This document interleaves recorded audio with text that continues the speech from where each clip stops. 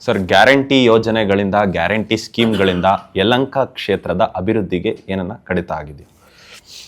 ಖಂಡಿತ ಕಡಿತ ಆಗಿದೆ. ಯಾಕಂದರೆ ರಾಜ್ಯದ ಮಂತ್ರಿಗಳು, ಮುಖ್ಯಮಂತ್ರಿಗಳಾದಿಯಾಗಿ ಹೇಳ್ತಾವ್ರೆ, ನಾವು ಗ್ಯಾರಂಟಿಗೆ 65,000 ಕೋಟಿ ಹೋಗ್ತಾರಿಂದ ಡೆವಲಪ್ಮೆಂಟ್ಗೆ ನಮ್ಮ ಹತ್ರ ದುಡ್ಡಿಲ್ಲ. ಕಾಂಗ್ರೆಸ್ಸಿನ ಶಾಸಕರಿಗೆ ಅವ್ರು ಹೇಳಿರ್ತಕ್ಕಂಥದ್ದು, ನೀವು ದಯವಿಟ್ಟು ದುಡ್ಡು ಕೇಳೋಕ್ಕೆ ಕೊಡಬೇಡಿ ಅಂಥೇಳಿ. ಆದರೆ ಗಲಾಟೆ ಆದಮೇಲೆ ಈಗ ಒಂದು 50 ಕೋಟಿಗಳನ್ನು ಅನುದಾನ ಕೊಟ್ಟಿರ್ತಕ್ಕಂಥದ್ದು.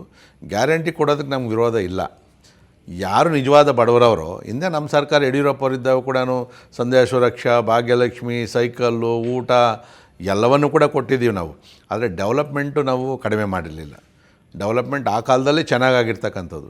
ಆದರೆ ಇವತ್ತು ನೀವು ರೇಟ್ಗಳು ಎಷ್ಟು ಜಾಸ್ತಿ ಮಾಡಿದ್ದೀರಿ. ನೀವು 2,000 ಹೆಣ್ಮಕ್ಳು ಕೊಟ್ಟು 100 ಯೂನಿಟ್ಟು ಫ್ರೀ ಕೊಡ್ತೀವಿ ಅಂಥೇಳಿ, ಬಸ್ ಏನಾದ್ರು ಮೊದಲೇ ಬಸ್ಸು ಯಾರು ಜನ ಅರ್ಧ ಹೋಗ್ತಾಯಿದ್ರು, ಈಗ ಫುಲ್ ಹೋಗ್ತಾವ್ರೆ ಅಷ್ಟೇ. ಅದರ ಕಡೆ ಏನು ಬಸ್ ಅದೇ ಬಸ್ಸೇ ಅದೇ ಸೀಟೇ ನಿಂತ್ಕೊಂಡು ಹೋಗ್ತಾವ್ರೆ.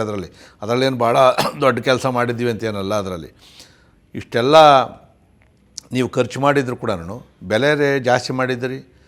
ಲಿಕ್ಕರ್ ಮೇಲೆ ನೀವು 30% ಜಾಸ್ತಿ ಮಾಡಿದಿರಿ, ಹಾಲ್ ಮೇಲೆ ಜಾಸ್ತಿ ಮಾಡಿದಿರಿ, ಟ್ಯಾಕ್ಸ್ ಜಾಸ್ತಿ ಮಾಡಿದಿರಿ, ಬಸ್ ರೇಟ್ ಜಾಸ್ತಿ ಮಾಡಿದಿರಿ, ಮೆಟ್ರೋ ಜಾಸ್ತಿ ಮಾಡಿದಿರಿ, ಸ್ಟಾಂಪ್ ಡ್ಯೂಟಿ ಜಾಸ್ತಿ ಮಾಡಿದಿರಿ, ನೀರು ಬೆಲೆ ಜಾಸ್ತಿ ಮಾಡಿದಿರಿ, ಮನೆ ಟ್ಯಾಕ್ಸ್ ಜಾಸ್ತಿ ಮಾಡಿದಿರಿ, ಗಾರ್ಬೇಜ್ ಜಾಸ್ತಿ ಮಾಡಿದಿರಿ.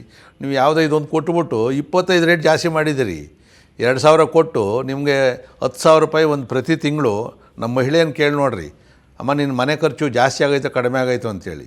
ಈಗ 2,000 ನೀವು ಅಲ್ಲಿ ಕೊಟ್ಬಿಟ್ಟು ಯಜಮಾನ ದಿನ ಕುಡಿಯೋನಿಗೆ 5,000 ರೂಪಾಯಿ ಜಾಸ್ತಿ ಆಯಿತು ಅವನಿಗೆ. ಆ 2,000 ಜೊತೆಲಿ ಇನ್ನೂ 2,000 ಕೊಡಬೇಕು ಇವನಿಗೆ. ಆ ಥರ ಪರಿಸ್ಥಿತಿ ಆಗಿರ್ತಕ್ಕಂಥದ್ದು.